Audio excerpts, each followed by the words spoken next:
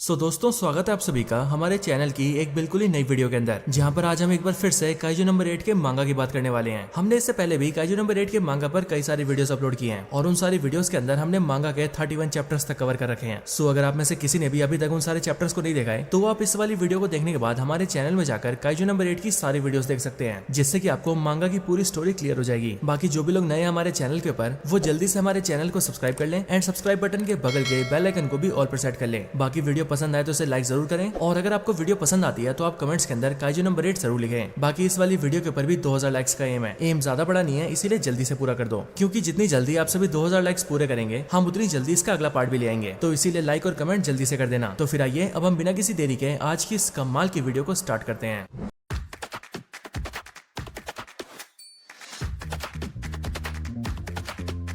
तो पिछली वीडियो के अंदर हमने देखा था कि काफका की तरह दिखने वाला एक ह्यूमनॉइड काइजू बहुत सारे फ्लाइंग काइजूस के साथ मिलकर डिफेंस फोर्सेस के बेस पर हमला कर देता है, जिसके बाद डिफेंस फोर्सेस के सारे मेंबर्स उन सारे मॉन्स्टर से फाइट करते हैं, जिस फाइट के अंदर बाकी के सारे ट्रूप मेंबर्स सारे फ्लाइंग मॉन्स्टर से फाइट करते हैं एंड वाइस कैप्टन सोशिरो उस ह्यूमनॉइड काइजू से लड़ता है। हालांकि कमांडर मीना के वहां पर आने के बाद ही वाइस कैप्टन सोशिरो ह्यूमनॉइड काइजू को खत्म तो कर देता है, लेकिन अपने मरने से पहले वो ह्यूमनॉइड काइजू सारे फ्लाइंग मॉन्स्टर्स को ब्लास्ट होने के ऑर्डर्स दे देता है, ताकि उन सभी फ्लाइंग काइजूस के फटने के साथ ही वहाँ आसपास खड़े डिफेंस फोर्सेस के सारे मेंबर्स भी मारे जाएं। और ऐसा करने के लिए सारे फ्लाइंग काइजूस हवा में इकट्ठा हो जाते हैं और धीरे धीरे करके फूलने लगते हैं, और इसीलिए ये सब देखकर काफका से रुका नहीं जाता एंड वो अपने काइजू फॉर्म में ट्रांसफॉर्म हो जाता है। जिसके बाद commander Meena, vice captain Soshiro and उनके अलावा बाकी सारे ट्रूप मेंबर्स को पता लग जाता है कि काफका एक काइजू नंबर 8 है। अब आगे चैप्टर नंबर 32 के स्टार्ट होते हम ये देखते हैं कि अपने सारे साथियों को बचाने के लिए काफका काइजू बन जाता है एंड इसीलिए काफका को देखकर कंट्रोल रूम से कोनोमी सबको बताती है कि बैटल ग्राउंड पर काइजू नंबर 8 आ चुका है। इधर कमांडर मीना, कीकोरू और वाइस कैप्टन सोशिरो ने अपनी आंखों से काफका को काइजू बनते हुए देखा था, और इसीलिए जैसे ही वाइस कैप्टन सोशिरो काफका को काइजू बनते हुए देखता है वैसे ही वो पूरी तरह से हैरान हो जाता है। इसी टाइम पर वाइस कैप्टन सोशिरो अपने मन में सोचने लगता है कि मैं हमेशा से जानता था कि काफका को लेकर कुछ तो गड़बड़ जरूर है। पता नहीं क्यों हर बार जब भी मैं काफका को देखता था तो मुझे उसे देखकर कुछ तो अलग लगता था, लेकिन मैं ये कभी नहीं सोच पाया कि काफका एक काइजू हो सकता है। एंड इन सारी बातों को अपने मन में याद करते हुए वाइस कैप्टन उन सारी मेमोरीज को भी इमेजिन करता है जो टाइम उसने काफका के साथ बिताए होते हैं। वाइस कैप्टन के अलावा कमांडर मीना भी इस बात को देखकर बहुत चौंक जाती है कि काफका ही काइजू नंबर 8 है, और इसीलिए काफका के काइजू फॉर्म को देखकर कमांडर मीना की भी आंखें फटी की फटी रह जाती हैं। इसके साथ ही रेनो इचिकावा भी ये देखता है, और इसीलिए रेनो चिल्लाते हुए खुद से कहता है, काफका सर आप जानते भी हैं आपने क्या कर दिया है। हालांकि यहीं पर ही कीकोरू शिनोमिया सारे ट्रूप मेंबर्स का ध्यान एक बार फिर से फ्लाइंग काइजूस की तरफ लाती है और सभी से कहती है कि अगर ये सब यहाँ पर ब्लास्ट हो गए तो फिर यहाँ पर कुछ भी नहीं बचेगा और हम सारे यहाँ पर मारे जाएंगे। एंड इसीलिए हम ये देखते हैं कि कीकोरू की बात सुनते ही सभी ट्रूप मेंबर्स भी इस बात को लेकर चिंता में आ जाते हैं। लेकिन इसके बाद ही हम काफका को देखते हैं, जो कि इस टाइम पर काइजू नंबर 8 बनकर सारे फ्लाइंग मॉन्स्टर्स को देख रहा होता है एंड वो अपने मन में सोच रहा होता है कि वाइस कैप्टन सोशिरो ने हम सभी को बचाने के लिए अपनी जान दांव पर लगा दी, और इसीलिए मैं भी कहीं कोने में बैठा नहीं रह सकता। एंड फिर ये बोलने के बाद ही काफका अपना एक पंच तैयार करता है, और काफका के पंच के आसपास बहुत सारी बिजली दौड़ने लगती है। एंड जब काफका पूरी तरह से तैयार हो जाता है तब वो अपने पैरों की मदद से जमीन पर एक जोरदार झटका मारता है एंड अपने आप को हवा में उछाल लेता है। एंड यहीं पर ही हम ये देखते हैं कि जैसे ही काफका हवा में उछला होता है वैसे ही उसके प्रेशर की वजह से पूरी जमीन टूट जाती है एंड आसपास की सड़क से लेकर बिल्डिंग तक सब कुछ चकनाचूर हो जाता है। लेकिन काफका पूरी तेजी से हवा में उछलता है और उछलकर वो सीधा उन फ्लाइंग काइजूस के पास पहुंचता है, और जो पंच काफका ने तैयार किया होता है वो उस पंच को उन सब पर जोरदार तरीके से मारता है। काफका को उस पंच की वजह से वो सारे फ्लाइंग काइजूस जो कि फटने वाले थे वो हवा में उड़ने लगते हैं एंड उड़ते उड़ते बहुत ऊपर चले जाते हैं। इस चीज को देखकर नीचे खड़े सभी लोग बहुत हैरान हो जाते हैं। इधर काफका भी पंच मार के नीचे आ जाता है, लेकिन तभी कमांडर मीना सारे ट्रूप मेंबर्स के सामने चिल्लाती है एंड चिल्लाते हुए सबको एक कमांड देती है कि जो जहाँ भी खड़ा है वहीं पर नीचे झुक जाए और सबके सब अपने सूट में लगे शील्ड को एक्टिवेट कर लें। कमांडर मीना के ऑर्डर्स मिलते ही सभी ऐसा ही करते हैं, और फिर अगले पल हम ये देखते हैं कि वो सारे फ्लाइंग काइजूस जिन्हें काफका ने हवा में उड़ा दिया था वो एकदम से ब्लास्ट हो जाते हैं एंड ये वाला ब्लास्ट बहुत ही बड़ा होता है। और वैसे तो काफका की वजह से वो ब्लास्ट बहुत ऊपर चला गया था, लेकिन तब भी हम ये देखते हैं कि उसका इम्पैक्ट अभी भी जमीन तक होता है। लेकिन अच्छी बात ये होती है कि काफका की वजह से ट्रूप मेंबर्स की जान नहीं जाती एंड वो सारे के सारे जिंदा बच जाते हैं। इधर काफका भी जमीन पर खड़ा होकर ये सब कुछ देख रहा होता है, लेकिन इतने में कमांडर मीना उसे देखती है एंड वो अपने मन में सोचती है कि क्या ये काफका है। इधर काफका अभी भी आसमान की तरफ देख रहा होता है और उस ब्लास्ट को देखकर वो अपने मन में कह रहा होता है, मैंने सच में कर दिखाया, मैंने सबको बचा लिया। अब काफका इधर ये सब सोच ही रहा होता है कि तभी उसके पीछे से वहाँ पर कैप्टन मीना आती है एंड वो बहुत सीरियस होकर काफका का नाम लेते हुए कहती है। अपना नाम सुनकर काफका पीछे मुड़कर मीना की तरफ देखता है, लेकिन तभी कमांडर मीना काफका की तरफ बंदूक कर लेती है एंड फिर वो काफका से कहती है, काफका हिबिनो नहीं, मॉन्स्टर नंबर 8 तुम्हें गिरफ्तार किया जाता है। इसके बाद काफका को यानी कि काइजू नंबर 8 को कस्टडी में ले लिया जाता है एंड फिर इसके अगले सीन के अंदर हम डिफेंस फोर्सेस के सारे मेन ऑफिसर्स को देखते हैं जो कि सब एक साथ बैठकर मीटिंग कर रहे होते हैं। यहाँ पर ये सारे ऑफिसर्स बात करते हुए आपस में कहते हैं कि हमें तो अब तक यकीन नहीं हो रहा है कि इतने टाइम से एक काइजू हमारे डिफेंस फोर्सेस के अंदर छुप कर रह रहा था, और वो भी ऐसा काइजू जो कि डाई काइजू क्लास का मॉन्स्टर है। इसके साथ ही यहाँ पर कुछ ऑफिसर्स ये प्रस्ताव रखते हैं कि हमें उस नए काइजू यानी कि काइजू नंबर 8 को मार देना चाहिए एंड उसे मारकर उसके ऑर्गन का इस्तेमाल करके हम अपने लिए पावरफुल सूट्स और वेपन्स बना सकते हैं। लेकिन यहीं पर ही कुछ ऑफिसर्स ये भी बोलते हैं कि उन सभी को काइजू नंबर 8 को मारना नहीं चाहिए, बल्कि उन्हें उसे पकड़कर एक्सपेरिमेंट करना चाहिए एंड उसकी बायोलॉजी के बारे में पता लगाना चाहिए। हालांकि इसके बाद ही हम डिफेंस फोर्सेस की इस मीटिंग के अंदर डिफेंस फोर्सेस के चीफ को देखते हैं, जिनका नाम होता है इसाओ शिनोमिया। एंड मैं आप सभी को बता दूं कि ये और कोई नहीं बल्कि अपने किकोरू शिनोमिया के फादर होते हैं, यानी कि किकोरू शिनोमिया डिफेंस फोर्सेस के चीफ की बेटी है। यहाँ पर सारे मेन ऑफिसर्स की बात सुनने के बाद ही डिफेंस फोर्सेस के चीफ इसाओ शिनोमिया कहते हैं कि वो काइजू नंबर 8 के मैटर को पर्सनली हैंडल करेंगे, और इसके लिए वो डिवीजन 3 को एक कमांड देते हैं कि डिवीजन 3 काइजू नंबर 8 को उन्हें सौंप दे। इसके अगले सीन के अंदर हम काफका को देखते हैं, जिसे इस टाइम पर एक बहुत ही सिक्योर जगह पर बांध कर रखा गया होता है, और यहाँ पर काफका के हाथ और पैर दोनों में हथकड़ी होती है, लेकिन काफका यहाँ पर हथकड़ी में भी सो रहा होता है। यहीं पर हम ये देखते हैं कि काफका के इस रूम के बाहर 2 ऑफिसर्स खड़े होते हैं, जो कि इस टाइम पर काफका को मॉनिटर करते हुए आपस में बोल रहे होते हैं कि अभी इस टाइम पर काइजू नंबर 8 के सारे वाइटल्स स्टेबल है, साथ ही इसकी बॉडी में भी कोई हलचल भी नहीं हो रही है, जिसका मतलब शायद से अभी तो ये ट्रांसफॉर्म नहीं होने वाला है। यहीं पर हमें देखते हैं कि इन दोनों ऑफिसर्स के साथ ही यहाँ पर वाइस कैप्टन सोशिरो भी होता है, एंड वो भी यहाँ पर काफका को देखने आया होता है। इधर सेल के अंदर हम ये देखते हैं कि अब काफका की आंखें खुल चुकी है, और इसीलिए अपनी हालत देखकर वो यहाँ पर अपने मन में सोच रहा होता है कि उसे यहाँ पर लाए हुए 1 दिन से भी ज्यादा हो चुका है, और इसीलिए अब ना जाने उसके साथ क्या क्या होने वाला है। हालांकि इसके बाद ही काफका को किकोरू की बातें याद आती है, जहाँ पर किकोरू ने उससे एक बार ये बोला था कि अगर किसी को ये पता लग गया कि वो काइजू नंबर 8 है तो डिफेंस फोर्सेस वाले उसे पकड़ के मार देंगे, और फिर या तो वो उसकी बॉडी पे एक्सपेरिमेंट करेंगे या फिर वो उसकी बॉडी पार्ट से वेपन्स बना लेंगे। हम ये देखते हैं कि इन सारी बातों को याद करके काफका और डर जाता है, लेकिन इसके बाद ही काफका कमांडर मीना के बारे में सोचता है और मन ही मन खुद से कहता है कि शायद मैं मीना के और करीब आ गया था, लेकिन अब अचानक से सब कुछ बदल गया है और मीना शायद वो भी मुझ पर बहुत गुस्सा होगी। लेकिन इतने में हम ये देखते हैं कि काफका के सेल का गेट ओपन होता है और 2 ट्रूप मेंबर्स के साथ कमांडर मीना वहाँ अंदर आती है, और अंदर आते ही कमांडर मीना काफका से कहती है कि हम लोग तुम्हें यहाँ से सीधा हेडक्वार्टर्स के अंदर ट्रांसफर कर रहे हैं। ये बात सुनते ही काफका कमांडर मीना से बात करने की कोशिश करता है, लेकिन कमांडर मीना अपनी बात खत्म होते ही पीछे मुड़ जाती है और वहाँ से जाने लगती है, और इसीलिए कमांडर मीना को वहाँ से जाते हुए देखकर काफका भी कुछ नहीं बोलता है। और कमांडर मीना के साथ जो 2 ऑफिसर्स आए होते हैं वो जल्दी से काफका की हथकड़ियां खोलते हैं और बंदूक की नोक पे उसे अपने साथ बाहर ले आते हैं। चलते हुए काफका ये सोचने लगता है कि आखिर सब उससे इतना गुस्सा क्यों है, लेकिन फिर तभी काफका अपने मन में समझ जाता है कि उसने सभी से इतना बड़ा सीक्रेट छुपाया था और इसीलिए सबके सब उससे खफा है। इसके बाद ही काफका को बाहर लाया जाता है, एंड बाहर आते वो ये देखता है कि बाहर उसके ट्रुप के सारे मेंबर्स खड़े हैं, और इसीलिए जैसे कैप्टन मीना बाहर आती है वैसे ही सबके सब उसे सल्यूट करते हैं, और फिर वो लोग कमांडर मीना को रिपोर्ट देते हैं कि सिक्योरिटी की सारी तैयारियां कर ली गई है, और इसीलिए अब हम काइजू नंबर 8 को बड़े आराम से ले जा सकते हैं। काफका को जब यहाँ से ले जाया जा रहा होता है तब सारे के सारे ट्रुप मेंबर्स काफका को देख रहे होते हैं, और काफका भी अपने साथियों को देखकर ये मन में सोच रहा होता है कि मैंने अपने सारे साथियों को धोखा दिया है, और इसीलिए मैं इन सबसे आंखें भी नहीं मिला पा रहा हूँ। यहाँ तक कि मैंने तो रेनो का भी भरोसा तोड़ दिया है, और इसीलिए शायद वो मुझे कभी माफ नहीं करेगा। रेनो ने हमेशा ही मेरी परवाह की है, उसने हमेशा मेरा अच्छा सोचा है, लेकिन मैंने उसकी कभी बात नहीं मानी। मुझे माफ कर देना रेनो, क्योंकि वैसे भी अब तो सब खत्म हो चुका है। काफका अपने मन में इन सारी बातों को सोच रहा होता है, लेकिन इसके बाद ही कमांडर मीना काफका को एक ट्रक के अंदर ले आती है, लेकिन वहाँ का दरवाजा बंद किया जाता है कि उससे पहले हम ये देखते हैं कि वहाँ काफका के पास रेनो आता है, और वो काफका से कहता है, काफका सर मुझे पूरा भरोसा है कि आपको कुछ भी नहीं होगा और आप बहुत जल्दी हमारे साथ वापस आएंगे। ये बात सुनकर काफका हैरान रह जाता है और उसे यकीन नहीं होता कि रेनो ऐसा कह रहा है। हालांकि यहीं पर एक कमांडर मीना धीरे से बोलती है कि रेनो इचिकावा 1 नंबर का बेवकूफ है, और इसीलिए इस तरह बिना परमिशन के बोलने के लिए उसे 50 पुशअप मारने पड़ेंगे। हालांकि इसके बाद ही कमांडर मीना काफका से भी बात करती है, एंड वो काफका से कहती है, पता है काफका, जब तुम हम सबकी जान बचाने के लिए बिना हिचकिचाए उन मॉन्स्टर से लड़ने गए थे तब उस टाइम पर तो मैं तुम्हारा मॉन्स्टर फॉर्म देखकर हैरान रह गई थी, लेकिन कुछ टाइम बाद ही मुझे समझ आ गया था कि तुम तो हमेशा से ऐसे थे। तुम हमेशा से बिना कुछ सोचे समझे दूसरों की मदद किया करते थे, और यही चीज तुमने उस दिन भी की। इसके आगे कमांडर मीना काफका से कहती है, काफका मेरे पास तुम्हारे परफॉर्मेंस की पूरी रिपोर्ट है, और सबको पता है कि तुमने हमेशा दूसरों की मदद की है, और इसीलिए अगर हम लोग ये साबित कर दें कि तुम कोई मॉन्स्टर नहीं बल्कि असलियत में एक इंसान हो तो तब शायद तुम्हें जान से नहीं मारा जाएगा। और वैसे भी काइजू बनने के बाद भी तुमने किसी को नुकसान नहीं पहुंचाया है, इसीलिए तुम्हारे फुटेजेस को दिखाकर हम इस बात को साबित कर सकते हैं। और हाँ, तुम्हारे साथी तुम्हारे बारे में क्या सोच रहे हैं इस बात की बिल्कुल भी परवाह मत करना, क्योंकि 3rd डिवीजन के अंदर जितने भी ट्रूप मेंबर्स हैं उनमें से कोई भी तुम्हें मॉन्स्टर नहीं समझता है, बल्कि उन सब के लिए अभी भी तुम उनके काफका ही हो। अब काफका यहाँ पर मीना के मुंह से इन बातों को एक्सपेक्ट नहीं कर रहा था, और इसीलिए कमांडर मीना की इन बातों को सुनकर काफका की आंखें फटी की फटी रह जाती है। हालांकि इसके बाद ही कमांडर मीना काफका से कहती है, अब हमारे चलने का वक्त हो गया है, सो इसीलिए बैठ जाओ। इसके आगे कैप्टन मीना काफका से कहती है, काफका डिफेंस फोर्सेस के कुछ नियम होते हैं, एंड अब क्योंकि डिफेंस फोर्सेस के लिए तुम एक मॉन्स्टर हो, इसीलिए डिफेंस फोर्सेस के आर्टिकल 13 के हिसाब से तुम्हें यहाँ से ट्रांसपोर्ट करके अरिया के रिंकाई बेस पर ले जाया जा रहा है, ताकि तुम्हारी वजह से किसी भी आम इंसान की जान को खतरा ना हो। अब मीना की इन बातों को सुनकर काफका समझ आता है कि यहाँ पर कमांडर मीना जो भी कर रही है वो सब कुछ डिफेंस फोर्सेस की फॉर्मेलिटी है, और इसीलिए इस बात का मतलब यही है कि कमांडर मीना अपने काफका से गुस्सा नहीं है, और इसीलिए इस बात को जानते ही काफका की आंखों में आंसू आ जाते हैं, और फिर इसीलिए धीरे से काफका मीना से कहता है, मीना क्या मैं अभी तुम्हारे साथ आ सकता हूँ? जो सुनकर कमांडर मीना कहती है हाँ बिल्कुल, और मैं हमेशा तुम्हारा इंतजार करूंगी। और यहाँ कैप्टन मीना जैसी इन बातों को बोलती है वैसे ही काफका फूट फूट के रोने लगता है। कुछ टाइम बाद टोक्यो शहर के अंदर काफका को उसके नए बेस पर ले जाया जाता है एंड इस बेस के अंदर हम ये देखते हैं कि यहाँ पर भी काफका को बहुत ही सिक्योरिटी के साथ बांध कर रखा गया होता है। इसके बाद सीन शिफ्ट होता है और हम सीधा रेनो, हारुइची,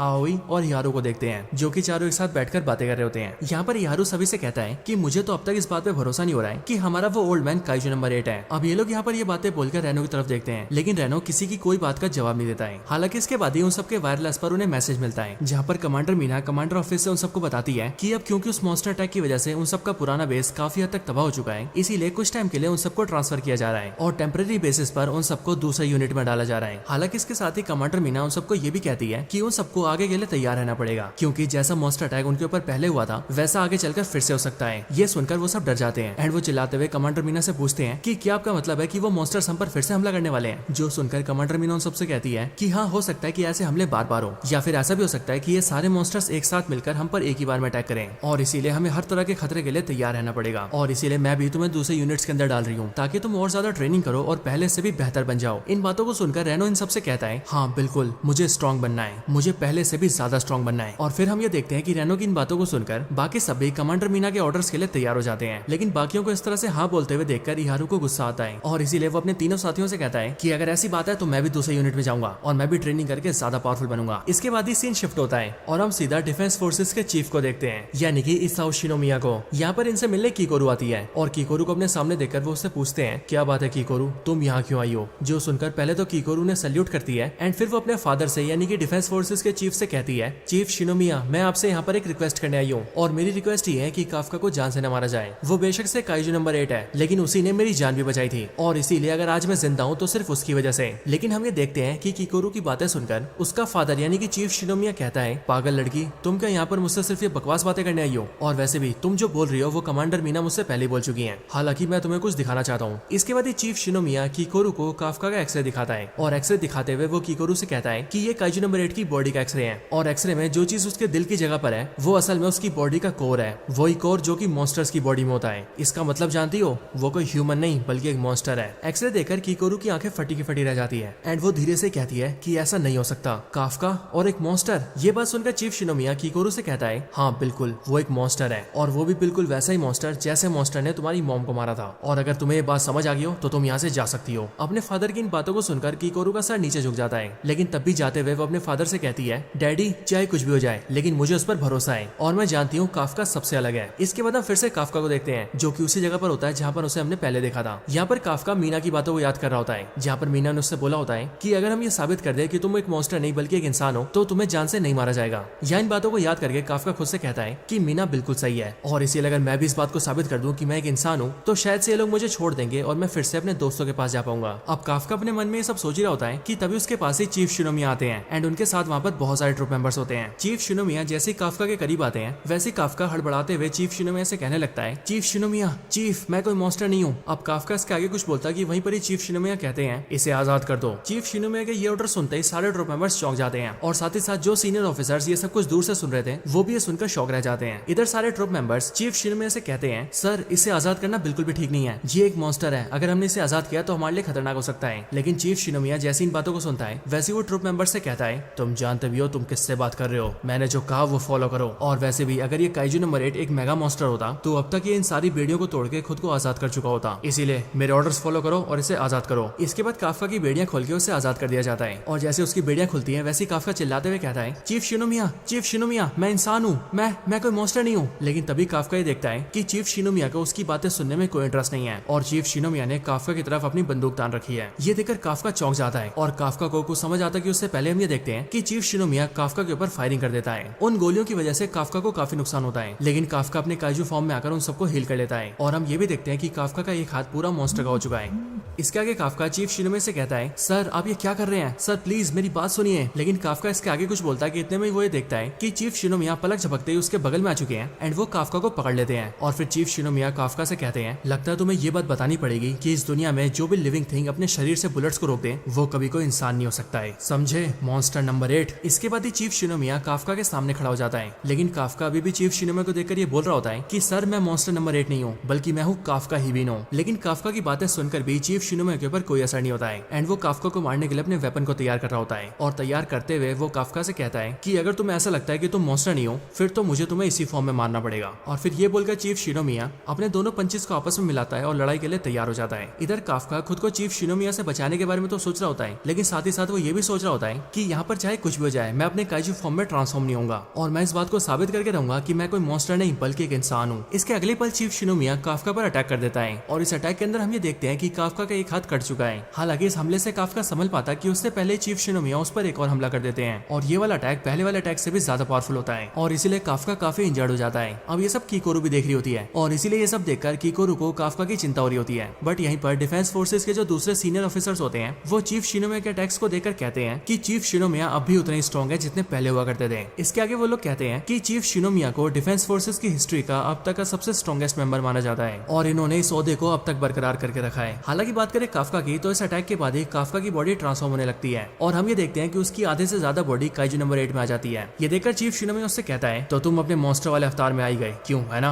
और फिर ये बोलकर चीफ शिनोमिया काफका पर हमला कर देते हैं, लेकिन काफका उनके अटैक से डॉज करता है और फिर वो अपने मन में सोचता है कि उसे चीफ शिनोमिया के सारे अटैक से बचना होगा और तब तक इन सारे अटैक्स को डॉज करना होगा जब तक कि चीफ शिनोमिया अपने लिमिट पर नहीं आ जाते हैं। लेकिन यहीं पर ही काफका ये फील करता है कि उसकी बॉडी खुद से रिएक्ट कर रही है और इसीलिए वो खुद से सोचता है कि आखिर उसके साथ क्या हो रहा है, आखिर उसकी बॉडी ऐसा रिएक्ट क्यों कर रही है और उसे ऐसी फीलिंग क्यों आ रही है कि उसका सामना किसी मेगा मॉन्स्टर से हो रहा है। लेकिन इतने में काफका ही देखता है कि उसे फीलिंग चीफ शिनोमिया से आ रही है और इसीलिए वो खुद से कहता है कि मेगा मॉन्स्टर की फीलिंग तो मुझे चीफ से आ रही है। लेकिन ये बोलकर जैसे काफका सामने देखता है वैसे उसे चीफ शिनोमिया के रूप में एक बहुत बड़ा मॉन्स्टर दिखता है। अब कीकोरू के पास जो सीनियर डिफेंस ऑफिसर होते हैं वो असल में डिफेंस फोर्सेस के डेप्यूटी चीफ होते हैं एंड वो कीकोरू के जरिए हम सभी को बताते हैं कि चीफ शिनोमिया ने जो सूट पहना है उनका वो सूट मॉन्स्टर नंबर 2 के ऑर्गन से बना है। ये मॉन्स्टर नंबर 2 हमें सबसे पहले साल 1972 में दिखा था और जब ये अपीयर हुआ था तब उसने बहुत तबाही मचाई थी। वो एक बहुत ही बड़ा और पावरफुल मॉन्स्टर था और इसीलिए उसे मारने में हमें बहुत प्रॉब्लम हुई थी, लेकिन जब हमने उसे खत्म कर दिया तब उसी के ऑर्गन से इस सूट को बनाया गया। और आज के समय में चीफ शिनोमिया ही इकलौते ऐसे पर्सन है जो कि इस सूट की पावर्स को संभाल कर इसे प्रॉपर्ली यूज कर सकते हैं। इधर चीफ शिनोमिया बिना रुके काफका पर अटैक्स कर रहे होते हैं और इसीलिए उनके हमलों की वजह से काफका भी धीरे धीरे करके मॉन्स्टर नंबर 8 में ट्रांसफॉर्म हो रहा होता है। चीफ शिनोमिया के लगातार हमलों की वजह से हम ये देखते हैं कि काफका के दोनों पैर कट चुके हैं, लेकिन चीफ शिनोमिया इतने में भी रुकते नहीं है एंड वो काफका पर एक और पावरफुल अटैक करते हैं और जैसे वो अपना हमला करते हैं वैसे हम ये देखते हैं कि वहाँ पर एक बहुत बड़ा धमाका होता है और सब तरफ से धुआं धुआं हो जाता है। जैसे कीकोरू ये सब देखती है वैसी वो जोर से चिल्लाते हुए कहती है काफका, लेकिन तभी हम ये देखते हैं कि अब काफका पूरी तरह से काइजू नंबर 8 बन चुका है, जो देखकर चीफ शिनोमिया उससे कहता है तो आखिरकार तुम अपने रूप में आई गए मॉन्स्टर। और फिर ये बोलकर वो काफका के ऊपर पंच मारते हैं, लेकिन इस बार काफका उनके पंच को रोक देता है और फिर उसके बाद काफका जोर से दहाड़ता है और काफका के उस दहाड़ के इम्पैक्ट की वजह से हम ये देखते हैं कि उससे न सिर्फ चीफ शिनोमिया पीछे हो जाते हैं बल्कि उसके अलावा आसपास की चीजें भी टूटकर बिखरने लगती हैं। लेकिन काफका नोटिस करता है कि उसकी बॉडी उसकी बात नहीं सुन रही है एंड वो ये सोचने लगता है कि आखिर उसके साथ हो क्या रहा है। इधर कीकोरू भी ये समझ जाती है कि काफका के साथ कुछ तो गड़बड़ है, क्योंकि नॉर्मली काफका जब भी काजू बनता है तब वो ऐसा नहीं करता है। इधर काफका को धीरे धीरे पता लग जाता है कि उसकी बॉडी उसके कंट्रोल से बाहर हो रही है और इसीलिए काफका अपने मन में कहता है कि मैं अपनी बॉडी को कंट्रोल भी नहीं कर पा रहा हूँ और मैं धीरे धीरे करके पूरी तरह से मॉन्स्टर बनता जा रहा हूँ। मुझे समझ नहीं आ रहा कि आखिर मेरे साथ हो क्या रहा है। इसके बाद ही काफका को अपने सामने वही छोटा काइजू दिखने लगता है जिस काइजू ने उसकी बॉडी में आकर उसे काइजू नंबर 8 बनाया था एंड वो सामने आकर काफका से कहता है मार दो उसे।